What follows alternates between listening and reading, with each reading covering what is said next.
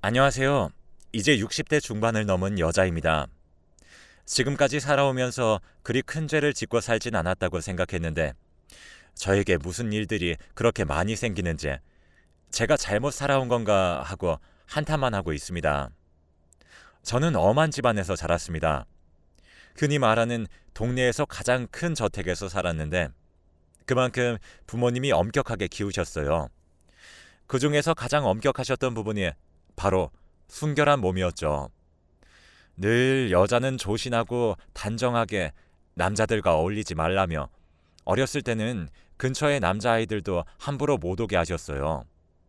그러다 보니 나이를 먹어서도 남자를 어떻게 대해야 하는지 몰라 시집을 갈 시기를 한참을 넘겨서도 남자 한번 제대로 못 만나봤습니다. 그러다 부모님은 제가 노처녀로 혼자 늙을까 싶어 뒤늦게서야 여기저기 선을 주선하셨어요. 그렇게 몇 번의 선을 보다가 만난 게 남편이었습니다. 남편도 마찬가지로 30을 넘긴 나이에 선을 보다가 저를 만났고 서로를 썩 나쁘지 않은 상대라 생각해서 결혼 준비로 바로 넘어갔습니다. 만난 지 한 달 만에 결혼을 준비하기 시작해서 3달 만에 결혼했어요. 그런데 급하게 결혼한 것 치곤 저희의 금술은 좋았습니다.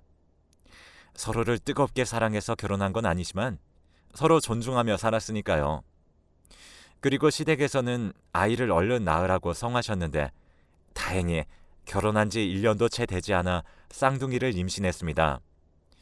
그때 나이가 딱 30이었으니 시댁에서나 주위에서 노산이니 조심하라며 걱정인지 오지랖인지 분간이 되지 않는 말들을 귀에 딱지가 앉을 정도로 해주셔서 오히려 스트레스를 받을 정도였어요. 지금이야 30을 넘겨 초산인 사람들이 많지만 그 당시만 해도 30이면 아이들 국민학교를 보내는 친구들도 덜어 있었으니까요. 그래도 남편이 저를 감싸주며 태교에만 집중할 수 있게 해주었습니다. 덕분에 초산의 쌍둥이였는데도 많이 힘들지 않게 낳을 수 있었어요. 그렇게 태어난 쌍둥이는 딸과 아들, 이란성 쌍둥이였어요. 지금이야 인공수정을 많이들 하다 보니 쌍둥이들도 많이 보이는데 저희 때는 자연으로 쌍둥이를 낳는 경우는 잘 없었으니 다들 신기해했어요. 거기에다 한 번에 아들과 딸이라니 주위에서 늦은 만큼 더 큰 복덩이가 집에 굴러들어왔다고 좋아해 주셨죠. 이제 순탄하게 살아갈 날만 남았다고 생각했었는데 뜬금없이 남편이 회사를 그만두고 사업을 하겠다고 했어요. 심지어 그 당시에 굉장히 큰 기업이었기 때문에 저는 절대 안 된다며 말렸죠. 하지만 남편은 회사에서 주는 돈만으로는 빠듯하다면서 사업에 성공해서 쌍둥이를 여유롭게 키워내겠다고 했어요. 몇 번이나 다시 생각해보라고 했지만 남편이 하는 말은 늘 똑같았고 결국엔 제가 한 발짝 양보해서 남편은 사업을 시작했습니다. 그런데 제가 우려했던 것보다 남편의 사업은 승승장구하기 시작했어요. 제가 말렸던 게 민망할 정도로요. 남편의 말대로 사업이 성공한 덕분에 아이들은 어느 것 하나 부족함 없이 키울 수 있었습니다. 특히 딸은 피아노에 아들은 플룻에 재능을 보였습니다. 초등학교 때 그저 교양을 익히는 정도로만 배우게 할 생각이었는데 생각보다 너무 좋아하고 선생님들도 제대로 배우게 할 생각은 없냐며 몇 번이나 물으셔서 중학교 때부터는 본격적으로 음악을 시작했어요. 쌍둥이가 성별은 달라서 어렸을 때는 치고받고 싸우기도 많이 했는데 중학교에 올라가면서부터 같이 레슨도 다니고 얌전해지더니 싸우지도 않고 한 번도 제 속을 썩이지 않았습니다. 그렇게 아이들이 고등학교 3학년을 앞두고 있었던 시기에 남편의 사업이 거짓말처럼 망해버렸습니다. 다행히 마이너스가 되기 전에 모두 처분해버려서 저희 가족에게 빚이 생기진 않았지만 아이들 레슨비며 저희가 먹고 살 돈도 없는 게 큰 문제였었죠.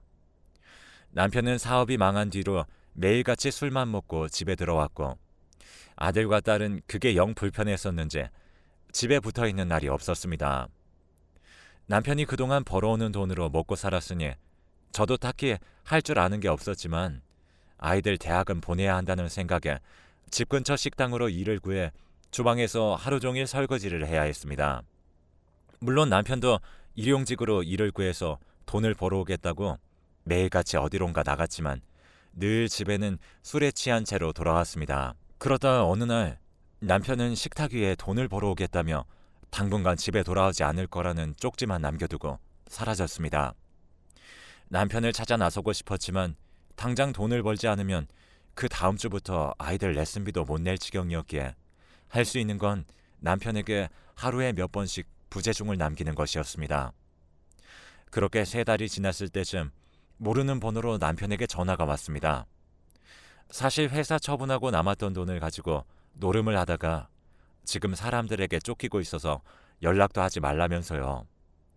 혹시나 저희에게 해를 입힐까 싶어 연락도 못 받고 혼자 전전긍긍 하던 것이었습니다. 무책임한 남편의 행동에 화가 났지만 그래도 아이들의 아빠니 영 모르는 척을 하고 있을 수만은 없는 노릇이었습니다.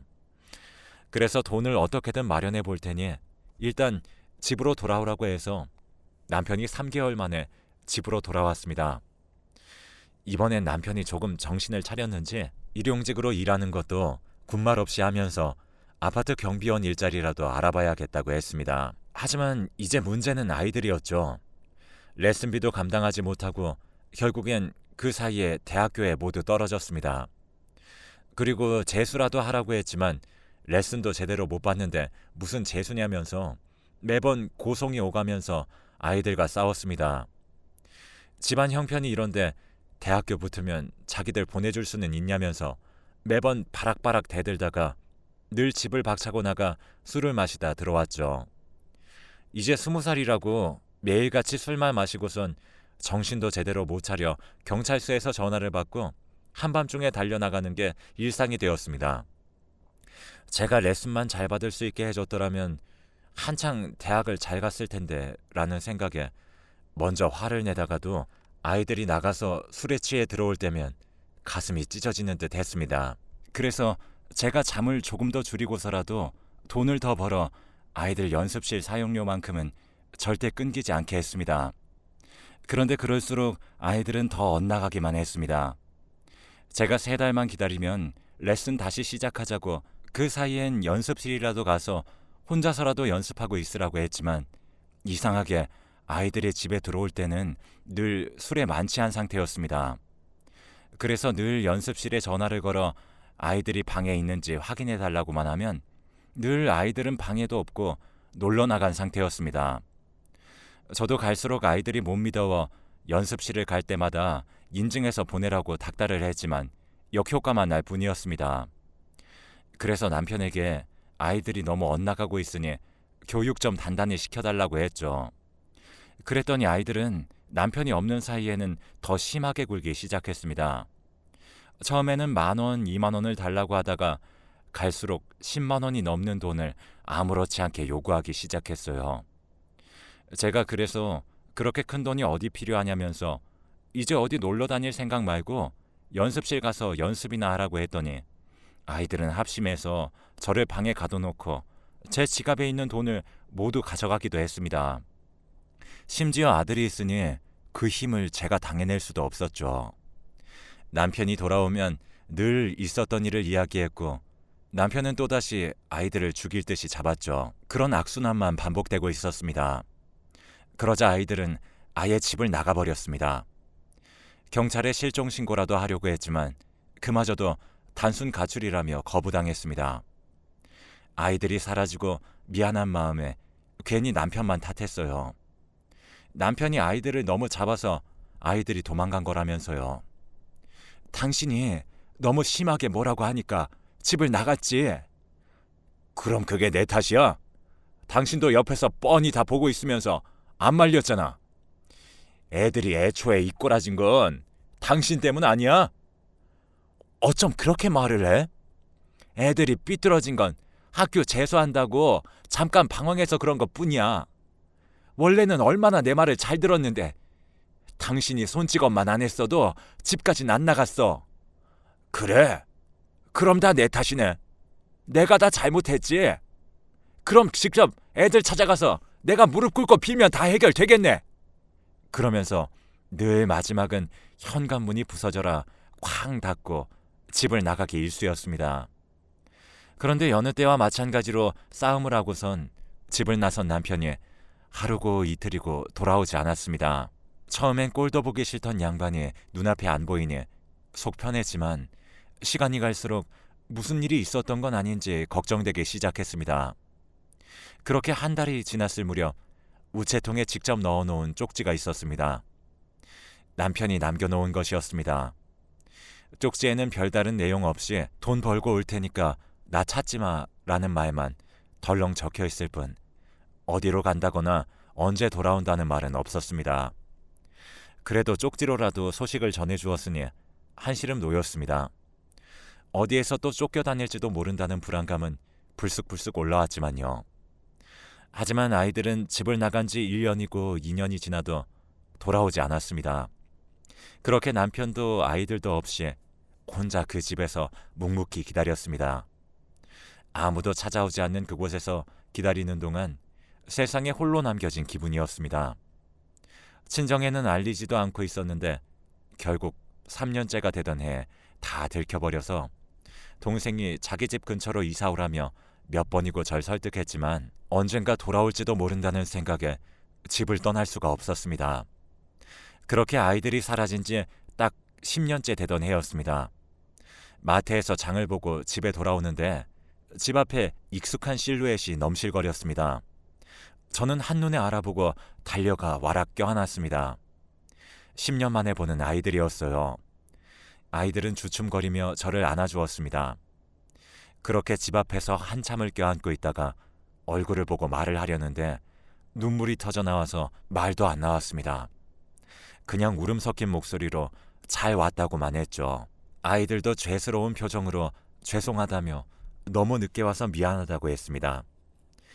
집 안으로 자리를 옮겨 그동안의 이야기를 들었습니다. 딸은 피아노 학원에서 초등학생 아이들 가르치는 일을 하고 있었고 아들은 그냥 카페랑 여기저기 아르바이트를 하다가 최근에는 악기 판매 영업을 하고 있다고 했습니다. 거기다가 2년 전에 결혼도 해서 막 돌진한 아기도 있다며 나중에 손주를 보여주겠다고 하는데 얼마 만에 느끼는 감정인지 가슴이 벅차 계속 눈물을 흘렸습니다. 그런 제 눈물에 아이들은 눈치가 보였는지 집을 나간 후에 돈을 벌면서 자기들이 얼마나 철없는 짓을 했는지 느꼈다면서 너무 죄송하다는 말을 몇 번씩이나 했습니다. 저는 이제 그런 건 상관없다고, 이제 너희들이 돌아왔으니 그걸로 충분하다고 했지만 여전히 아이들은 마음이 무거웠던 건지 곧 있을 환갑생신을 조금 앞당겨서 하자면서 해외여행을 가자고 하더군요. 자기들이 모시겠다면서요. 그런 건 필요 없다고 한사코 거절했지만 아이들은 막무가내로 비행기표를 끊어 저를 여행시켜 주었습니다. 심지어 아이들은 이제 자기들이 제 생계를 책임지겠다면서 지금 하던 일도 그만두라고 성화를 부렸습니다. 결국엔 일하던 식당에도 이제 그만둔다고 말하고 어디로 가는지도 모른 채 자기들만 믿으라는 말에 아무것도 모른 채 여행을 떠났습니다. 여행 온 첫날 여기저기 쉬지도 않고 낮에 돌아다니니 저녁이 되자마자 피곤이 쏟아져 내렸습니다. 아이들이 현지에서 유행하는 차라며 건네준 걸 마시고 나니 더 이상 참을 수 없는 졸음이 몰려들어 스르르 잠이 들고 말았습니다. 다음 날 일어나니 제가 잠들었던 딸이고 아들이고 온데간데 없이 시끄럽고 더러운 땅바닥이었습니다. 겁에 질린 제가 지나가는 사람들을 붙잡고 여기가 어디냐며 부족한 영어를 끌어모아 물어보았지만 돌아오는 답은 없었습니다. 제 말에는 대답도 하지 않은 채 한참 사람들이 일하는 곳에 데려다 놓았습니다. 그곳에는 3사람 정도 한국말을 할 줄 아는 사람이 있었는데 그 사람들도 제가 해야 할 일을 알려줄 뿐 어찌된 영문인지는 말해주지 않았습니다. 저는 계속 딸과 아들과 함께 여행 온 거라며 한국으로 돌아가야 한다고 말했지만 제가 일을 하지 않자 현지 관리인으로 보이는 사람이 몽둥이를 들고 일을 하란 듯이 독촉을 해대자 저는 덜컥 겁이 나서 일단은 일을 시키는 대로 했습니다. 그리고 몇 시간을 일하자 밥 시간이 됐는지 다들 밥을 배식받으러 갔습니다. 밥을 배식받아서 다시 자리로 돌아와 먹어야 하는데 그제서야 한국인으로 보이는 사람이 저에게 말해주었습니다. 당신 딸이랑 아들이 당신 여기에 넘긴 거요. 다시 도망칠 방법도 없으니까 포기하고 일이나 해야지. 아니면 여기 관리자들한테 맡기 일쑤예요. 무슨 말이에요? 딸이랑 아들이 여기에 저를 왜? 왜라니? 자식들한테 미움을 사도 단단히 산 거지. 아까 관리자가 하는 말 못 알아들었지? 당신 자식들이 여기 버리고 간 거라고.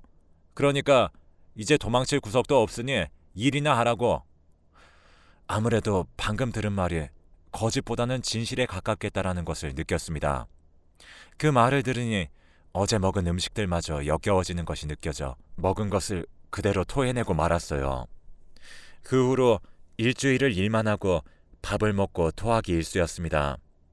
그런데 어느 날에는 밥을 받고 있는데 누가 제 손을 불쑥 잡는 겁니다. 놀라서 쳐다보니 헬쑥해진 걸 넘어서 얼굴이 너무 상해버린 남편이었습니다. 남편은 차마 길게 말하지 못하고 읽어보라며 제 손에 쪽지를 쥐어주고는 금세 자기 줄로 다시 돌아갔습니다. 밤에 관리자들이 돌아가면 배식받는 곳에서 만나. 그리고 이 쪽지는 변기에 내려서 없애버려. 남편의 말대로 쪽지 내용을 읽고 늘 그렇듯 토하는 것처럼 위장하고 쪽지를 변기에다 버렸습니다. 그리고 밤이 올 때까지 기다렸죠. 매번 잠은 오지도 않아 뜬 눈으로 밤을 새기 일쑤였는데 정신이 없는 채로 있다 보니 밤에 관리자가 돌아가는 것도 몰랐습니다. 그날은 남편의 쪽지 때문에 잠에도 들지 않고 관리자가 돌아가기만을 기다렸다가 조용히 배식받는 곳으로 갔습니다. 거기에는 남편이 비장한 얼굴을 하고 서 있더군요. 이리 와봐. 우리 여기서 나가자. 내가 길을 만들어 놨어. 그 말에 놀라서 저도 모르게 큰 소리를 내자 남편은 제 입을 막으며 얼른 나가야 한다고 했습니다. 같이 일하는 사람들도 저희가 도망치면 저희 목까지 일해야 하니 못 도망가게 막는다는 것입니다. 그 말을 듣고 저희는 재빠르게 몸을 움직였습니다. 남편은 배식받는 곳에서 조금 떨어진 곳이 가벽으로 세워진 공간이라는 걸 알고 미리 도망칠 수 있도록 해놨었습니다. 다른 문들은 모두 안에서 열면 경보가 울려 관리자들이 달려온다며 도망치려면 이 길밖에 없다면서요. 저희는 그 길로 도망쳐 최대한 멀리 도망갔습니다. 사실 뛰어서 그렇게 도망가봤자 그리 멀리 가진 못했겠지만요. 그리고 날이 밝자마자 저희는 대사관 문을 두드렸습니다. 대사관의 도움을 받아 겨우 한국으로 다시 돌아올 수 있었어요. 한국에 돌아오자마자 저희는 망가진 몸 상태 때문에 병원에 입원해야 했습니다. 그리고 딸과 아들을 신고했습니다. 저희가 돌아올 줄은 몰랐던 건지 경찰들은 쉽게 그 둘을 잡아들였습니다. 뒤늦게서야 저희에게 잘못했다며 그래도 부모가 자식을 잡아넣는 게 말이 되냐면서 한 번만 용서해달라고 했었지만 어림도 없었습니다.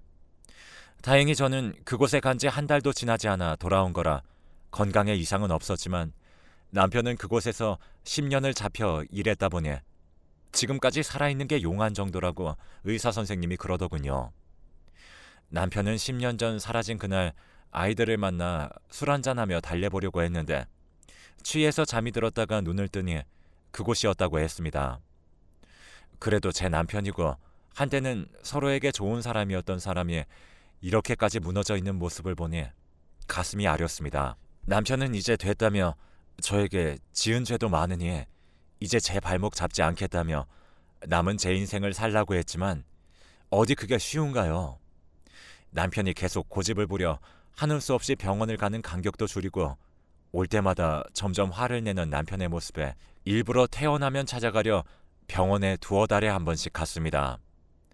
그런데 어느 날 병원에서 전화가 걸려왔습니다. 남편이 이제 정말 숨을 다해 간다는 소식이었습니다. 그 소식을 듣고 헐레벌떡 병원으로 달려가니 남편은 이미 죽은 사람 마냥 눈도 제대로 뜨지 못하고 있었습니다. 의사 선생님한테 들으니 들어올 때부터 사실 가망이 없었다면서 남편이 저에게는 아무 말도 하지 말아달라고 부탁해 대는 통에 말을 못했다고 하더군요. 그런데 남편이 죽기 전에는 말해줘야 할 것 같아서 연락했다고요. 남편은 간신히 산소호흡기에 의지한 채 가쁜 숨을 내쉴 뿐이었습니다. 내 남은 인생 구해준 건 당신이니 당신이랑 이제 살아보려고 했는데 이렇게 혼자 가버리면 나는 어쩌라는 거예요. 뼈만 앙상하게 남아 얇은 가죽이 덮고 있는 꼬르란 손을 살포시 쥐어잡자 남편은 편안한 표정으로 세상을 떠났습니다. 마음의 준비도 제대로 하지 못한 채 남편을 잃고 장례를 치러주었습니다. 자식들은 이 와중에 한 번만 다시 생각해보면 안 되겠냐면서 편지를 보내오는데 치가 떨려서 직접 법정에 증인으로 가겠다고 했어요. 이렇게 허무하게 가버린 남편을 위해서라도 가만히 있을 수는 없었습니다. 그렇게 딸과 아들은 모두 징역형을 받고 교도소에 수감되었습니다.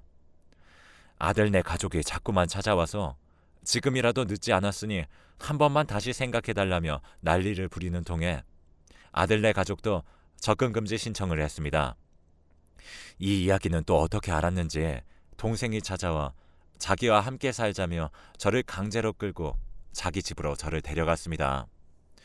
동생을 볼 낯이 없어 처음엔 부끄러웠지만 그래도 그 집 조카와 동생도 다 저를 챙겨주어서 근 10년 동안 처음으로 따뜻한 밥 세 끼를 챙겨 먹고 있습니다. 이제는 씩씩하게 거울도 잘 보고 가끔씩 남편을 만나러 산소도 갑니다. 이 일이 있었던 것도 벌써 5년이 다 되어 가네요. 그 당시에는 정말 죽고 싶다는 생각밖에 없었는데 결국엔 다 지나가고 이제는 조카와 동생과 오손도손 잘 살고 있습니다.